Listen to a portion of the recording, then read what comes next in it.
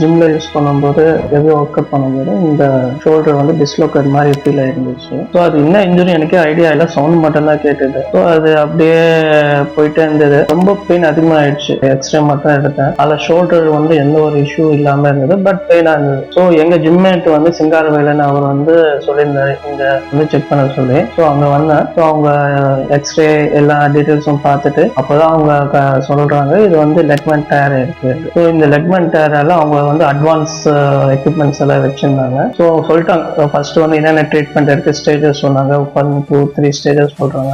Before starting ட்ரீட்மெண்ட்ல பாத்தீங்கன்னா கை movement வந்து 40% தான் இருந்தது. கை இப்படியே தூக்க முடியாது, இப்போ இவ்வளவு தூரம் மேல தூக்க முடியுது. மசில் லாக் ஆனது ரிலீஸ் பண்ணிட்டாங்க. சூப்பரா ட்ரீட்மெண்ட் பண்ணி நல்லா ரிலீஸ் பண்ணிட்டாங்க. ஸோ ஃபுல் ஸ்ட்ரெச் வச்சும் தூக்க முடியுது. So 95% I can able to move the hand. அவ்வளவு முடியுது என்னால. ரொம்ப இருக்குங்க, நிஜமா சொல்றேன்.